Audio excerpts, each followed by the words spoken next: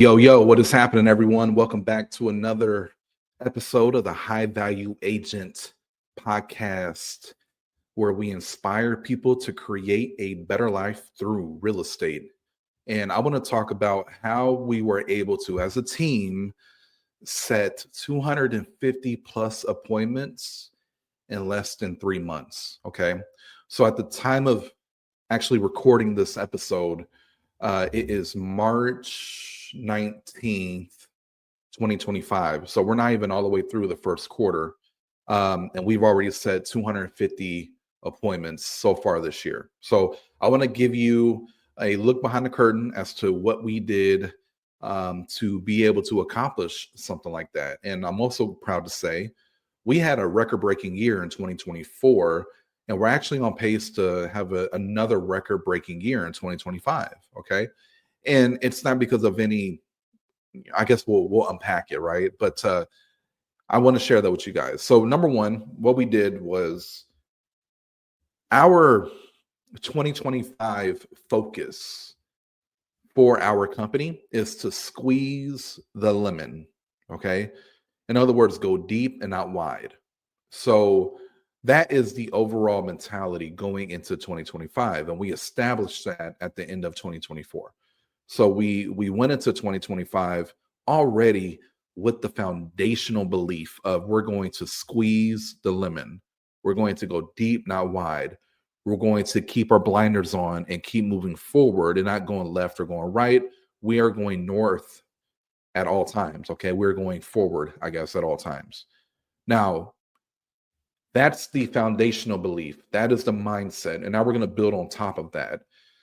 One of the things that I've been constantly reminding the company, the team of, is priority confusion is a growth killer. So we got to get very clear on what are our priorities. Because if we're not clear on that, we could be spending time in activities that aren't yielding us the highest return on our time, which ultimately could cause fear, uncertainty, maybe some overwhelm. And then when that happens, you don't take action. So we had to get very clear, what are the things that we need to focus on? So we said, we got to just get our schedule dialed in. Now we use Google Calendar. Whatever schedule you use or calendar you use, you need to get it dialed in, because on your schedule, you're going to time block your priorities. So for our team, we prioritize prospecting, and we prioritize that to be done 1 to 3 hours per day. And when I say prospecting, let me define the term. Prospecting is having conversations with new people that we've not already established a relationship with. Doing that for 1 to 3 hours per day, okay? 5 days a week. Some people, based on what their goals are for the year, maybe they do it 6 days a week. Some people maybe do it 7 days a week.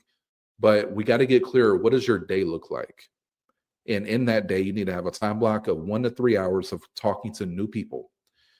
Then in that same day, we need to have at least 1 hour of lead follow up per day or lead nurture per day. Okay. So if you maybe, again, you're somebody with very high goals for 2025, maybe you prospect for new business 3 hours a day, and then an additional 1 hour a day of follow up. Maybe some people have it in reverse because their pipeline is pretty solid and they are they're having a lot of nurture conversations because, I don't know, maybe they got 16 to 20 people that are ready to transact in the next 90 days. Which, by the way, if you don't have 16, I always call it Sweet 16. Because, we're in March Madness too, right? If you don't have 16 people ready to transact 90 days or sooner, then you should be prospecting for new business more than 1 hour a day. You should be doing minimum, I would say 2 to 3, probably even closer to 3 until you get 16 people. All right.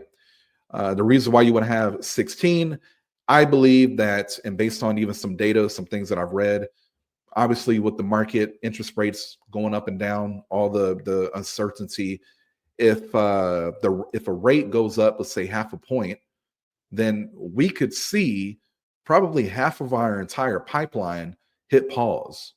Okay. So you could go from, if you only got 4 people in your pipeline, you can go from 4 to 2 just like that. If you got 1% in your pipeline, then you could lose at that point an active client. If you have 16 in your pipeline and something like that happens, you still got 8 that are going to be ready and willing to move forward on a real estate transaction. So 16 is the number for our team that we really push to build up our pipeline to get to. Okay. So again, if you don't have that many people, you should be prospecting for new business at least 2 to 3 hours a day. Okay. Now, again, maybe you are somebody who's a little more disciplining your schedule. You've been following this process for a while now. You built up your pipeline. Maybe you only prospect for new business 1 hour a day, and then you do 1, maybe 2 hours of lead follow up, depending on how refined you have your database, how clean your database is, how clean your process is. If it's really dialed in, you can get through follow up in an hour. Okay. So again, those 2 things, prospecting, lead follow up, priorities.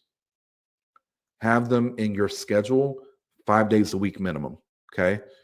Next is you got to leave space for appointments, showings, things like that. Typically, you want to do that stuff in the afternoon, but you got to be disciplined and you got to put that time in your schedule. Because if it's not in your schedule, then it's not going to get done. Okay. And then negotiations. So you got to leave room for admin work. You got to leave room for being able to call people back and negotiate deals. Okay. Leave space for that because you don't want to use your prospecting and lead follow-up time blocks to negotiate deals. You don't do that. You need to leave room in your schedule to negotiate deals. And maybe you have 1 to 2 time blocks a day for that, an hour each, right? So with that being said, the most critical hours of your day, your schedule, the most critical hours is going to be 8 a.m. to 12 p.m. Those are the 4 hours where you want to do your prospecting and your lead follow-up. Get the hard stuff done early. Okay. You want to hunt in the morning so then you can eat in the afternoon. Always used to hear that from my coach and mentor, John Cheplack. Hunt in the morning, eat in the afternoon. Okay. Do the prospecting, do the hunting, generating business in the morning.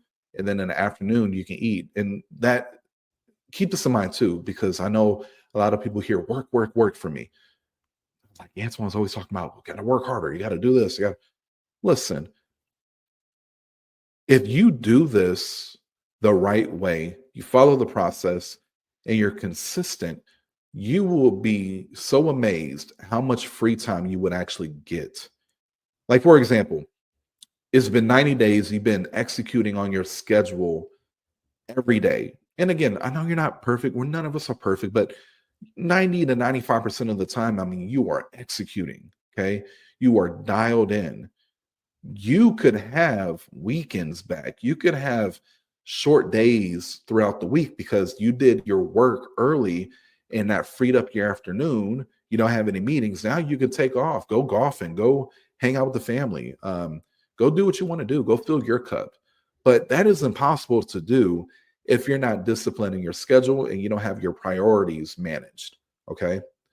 Um, so time management. I know a lot of people say time management. I don't. Time management is an oxymoron. Priority management is a real thing. Okay, so this is what we're focusing on. This is what we focused on with scheduling and priority management. Okay, making sure our priorities are dialed in. All right. Another thing too is as we did that, obviously that created space for us to have a lot of conversations with people. Now, we use Follow Up Boss as our CRM. Highly recommend Follow Up Boss. The reason why we love Follow Up Boss is because it's easy to use and it tracks everything. So we would, in those time blocks, make our calls, and consistently, people were getting about 3, maybe 4. I would say 2 to 4 2-minute conversations in per prospecting or lead follow-up hour or time block. And that was what we did. I mean, very mundane. And we committed to it though as a team because again, it was about going deep and not wide. So our team, we showed up every single day. We got our scheduled out in first, and then we showed up every day and we executed every day as a team, and we still do it today. We're going to do it throughout the whole year.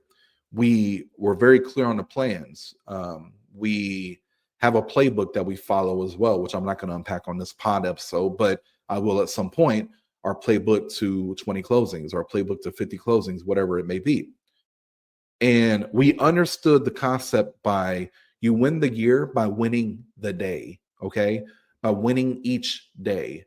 You get clear on your minimum standard of activity that you need to do on a daily basis. And if you hit that, you won the day. We're not trying to accomplish 10 things in one day, but the core activities that we know move the needle forward in our business, we made sure we got clear on what the minimum standard of activity was. And if we hit that, then we won the day. And we understand that by winning the day, you win the year by winning enough days. Okay. And then we also committed to a 90-day stretch of being consistent. Okay. Everyone on the team said, we are going to commit to 90 days of embracing the mundane activities, embracing repetitious boredom. And because we understand successful people, that is what they do. They master boredom. Like if you think about Steph Curry, if you think about LeBron James, Kobe Bryant, any athlete that you deem to be like a legend, they had to get very good at the mundane activities and embracing that the boring work is going to get me the sexy results. And by really increasing that skill set and that mindset, allow them to actually accomplish the great things they've accomplished.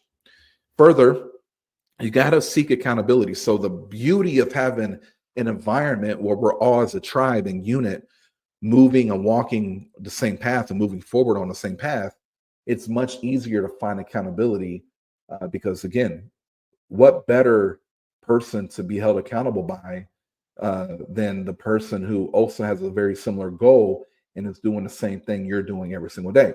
So a lot of people on the team got together, whether it was with one person or with multiple people, and they set up an accountability structure for themselves. And it has been beautiful. It's been very, very helpful in the journey over the past 2.5 months. Further, we also committed to building our skills because in our schedule, one of our priorities is also building our skills. Now, you obviously got to build the skill by showing up to trainings and, being a learner, listening to the content. Absolutely. But on our team, we believe the reality of skill building is taking what you learned and then actually applying it, doing it. And then after that, being open to getting feedback on the outcome that you got. I'm going to say that again. Skill building isn't just showing up to a training, hearing content, or learning something. Okay. And heck, some of us have learned or something in the past, and now we hear it again, and we're just being reminded of something we learned years ago, right? And then you're probably wondering, well, dang, man, I've heard that before, and your business hasn't changed. Well, it's because you haven't actually built that skill yet because you've not taken the action on what you've learned. You've heard something for the first time, but you never did nothing with it. Skill building is hearing something and then applying it and then getting feedback on what you learned, being able to adjust, improve, optimize, and then doing it again. Okay. And you just repeat that cycle. For example, Tom Brady, who I deem to be one of the greatest quarterbacks of all time, if not the greatest, he would go out on the obviously leading up to the game, he practiced, right? Every day, hours on the field, getting the reps in. Boom. Same thing for the next 2 hours. I'm going to hike this ball. I'm going to take a few steps back. I'm going to, read the field, and I'm going to make my throw. Then he will go play the game. But here's where he was able to become a great. He would watch film and dissect it and then make adjustments real time each week. So each week he was getting better because He would practice, he would play, he would then review, he would get feedback, whether it was from a coach or whoever it may be, and then he would rinse and repeat. And his IQ level was incredible. His obviously skill level was incredible because of that process. As a real estate professional, same thing. So we committed to that on our team. Literally this morning, I walk into the office and there are already teammates here that are role playing the listing presentation together, 2, 3, 4 of them in a conference room, and they're practicing, they're putting the work in. That is what is required. And that's the big reason why we were able to set 250 appointments in less than 3 months, is because we know how to convert at a higher level because we practice. So anything that can be learned is a skill. So when it comes to skill building, make sure that you are doing what I just talked about. And the more skills that you are able to obtain, that gives you the ultimate leverage. Okay. So just keep that in mind. Skills are incredibly important, incredibly important. So that is mainly what we do. Now, I do know that every 15 2-minute conversations that we have with someone, we set an appointment. Every 15 2-minute conversations, we get one appointment set with a buyer or seller. Okay. And so with that being said, I know that because we track our numbers. It would be imperative for you to also track your numbers as well. Okay. Yeah, you want to be assiduous. Yeah, you want to be diligent. Yeah, you want to make sure you're building your skills, but you also want to make sure that you're tracking everything. And again, the type of CRM you use could be helpful. We also use Sisu, which is incredible, and it tracks a lot of our data as well. So have a way to track your data so that you can analyze it, and then you can make adjustments, and you just know your data. Like, if I know that it takes me every 3 appointments I set, I get a closing, and every 15 conversations I have, I get a set.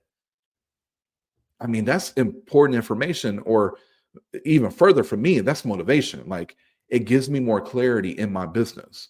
And that clarity is what actually creates speed in your business, is what is going on in your business. And now you're able to get to your destination or to your goal faster because you have that clarity. Okay. Cool. So that is what we did. We kept it very simple. We committed for 90 days, and we're still going. We're not at day 90 yet, but we committed to 90 days to being consistent and following our schedule, executing on our priorities and our time blocks. And then obviously building our skills, and then tracking our numbers and reviewing. Real simple. All right, y'all. I'm gonna put a bow on this one. I wanted to, again, we're gonna continue to get tactical. We're gonna continue to get tactical on a lot of the things that we do on our team that's garnering us results. And I want to share those tactics with you all. So we're going to continue to do that. If you are on YouTube, like, comment, subscribe to the pod on YouTube. If you're on any of the audio platforms where you listen to your favorite podcasts, please leave us a review, subscribe to that as well. Follow us on Facebook and then IG and all that good stuff. And again, we're going to be bringing on here in the next few episodes some guests. So it'll be pretty fun. So y'all be on the lookout for that. Be powerful out there. Do the work. Commit. Be coachable. Be consistent. I'll see you on the next one. Peace.